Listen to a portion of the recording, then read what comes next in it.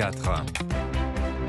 Allez, suite de vos signatures Europe 1, Gaspard Proust, vous êtes resté, vous n'hésitez pas à intervenir. On va écouter ensemble la revue de presse d'Olivier Delagarde. Bonjour Olivier. Bonjour Dimitri, bonjour à tous. Allez, on ouvre cette revue de presse avec un reportage qui a retenu votre attention à la cité de Pissevin à Nîmes, où on s'en souvient, un enfant de 10 ans est mort victime des gangs de trafic de drogue. Shit, bœuf, coke, on y trouve tout ce qu'on veut pour se défoncer. Et les prix sont tagués sur les murs à proximité des points de deal. Ici, les trafiquants qui attendent les clients dans des fauteuils défoncés font partie du décor. On finit par banaliser, raconte un habitant. C'est quand on va ailleurs qu'on se rend compte qu'ici, on vit vraiment dans un monde parallèle.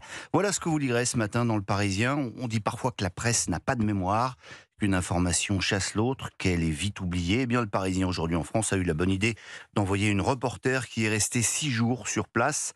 Louise Colcombet nous raconte ainsi le quotidien de ce quartier qu'elle présente comme le plus pauvre de France. Regardez autour de vous, lui lance une habitante en montrant les tours délabrées, les commerces abandonnés, la médiathèque fermée depuis des mois pour des raisons de sécurité. C'est comme si nous ne faisions pas partie de Nîmes, dont le centre-ville propre est, et ses célèbres arènes ne sont pourtant qu'à 10 minutes en voiture. Ici, 70% des habitants vivent sous le seuil de pauvreté. Ici, les seuls notables sont les trafiquants de drogue et leurs clients qui passent. Aux heures de pointe, c'est une voiture toutes les 25 secondes, lui raconte un habitué. Jeunes des beaux quartiers, petites nanas en talons qui viennent chercher leurs grammes de coke avant d'aller en boîte. Certains assurent avoir déjà reconnu les profs de leurs propres enfants. Reportage à lire ce matin dans Le Parisien, aujourd'hui en France. Allez, on regagne les beaux quartiers maintenant, Olivier. Oui, à 10 minutes en voiture de Pissevin, donc ces quartiers où on lit la presse, le Midi Libre. Eh bien, la une ce matin, c'est le coup de massue, c'est le gros titre du journal. Il ne s'agit pas de la violence de trafiquants, mais celle du percepteur, parce que les propriétaires reçoivent à partir d'aujourd'hui leur avis d'imposition de taxes foncières, et l'augmentation sera pour beaucoup majuscule, écrit le journal, et le Midi Libre n'est pas le seul à faire ses comptes. Dans toute la presse régionale, vous trouverez des tableaux ville par ville avec des plus 4, plus 7%, plus 11%. Oui. Petit joueur, semble leur dire Les Échos ce matin depuis son siège parisien, parce que le champion de France de la hausse de la taxe foncière, eh bien, c'est notre belle capitale, plus 51,9%. Alors certes, il y a l'inflation, mais on a peine à comprendre ce qui justifie de tels coups de balancier.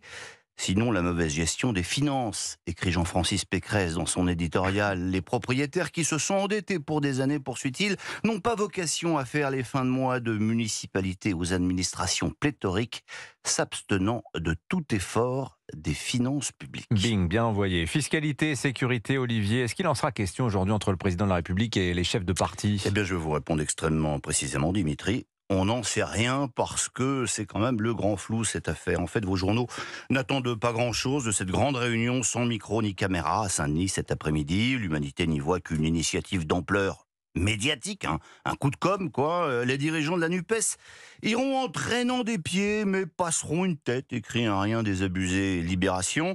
À la une du Figaro, Yves Tréhard y voit pour sa part qu'une illusion démocratique dans un pays éruptif comme la France, où l'aptitude au dialogue est relative, où la culture de l'opposition est supérieure à l'esprit de coopération, où chaque parti voit midi à sa porte, énumère l'éditorialiste. Ce type de tentative est moins reçu comme des signes de bonne volonté que comme des entreprises suspectes pour noyer le poisson. Bon, mais on termine ce matin en flexant. Ouais, je vois que vous me regardez c'est avec quoi, des yeux ronds, Dimitri. En flexant ? Je vais vous expliquer. Je flex, tu flexes, nous flexons ? Absolument, c'est un nouveau verbe.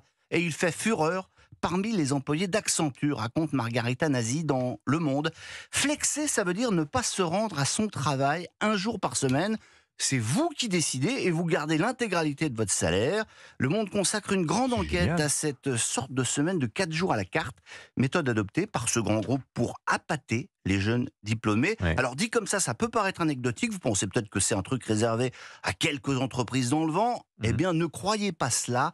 En position de force, en raison de la pénurie de talent, les jeunes exigent désormais une liberté totale dans leur modalité de travail, explique au journal la directrice carrière et prospective à l'EDEC. Elle y voit même une révolution sociétale façon mai 68. On vous aura prévenu. Quant à moi, je vous laisse. je flex. Ouais, mais vous avez fini votre revue de presse, vous avez bossé, voilà. On est mal si vous commencez à flexer, Dimitri, à Non, nous laisser moi, tout je fais- seuls. Je flexerai pas. Tiens, dans le genre des mots nouveaux, j'en ai un autre aussi, tardiveté. Et ça, c'est le mot, c'est le mot fétiche, je crois, de votre invité Pascal Praud tout à l'heure à 11h. Pascal Praud-Evo. Bonjour Pascal. Bonjour, effectivement.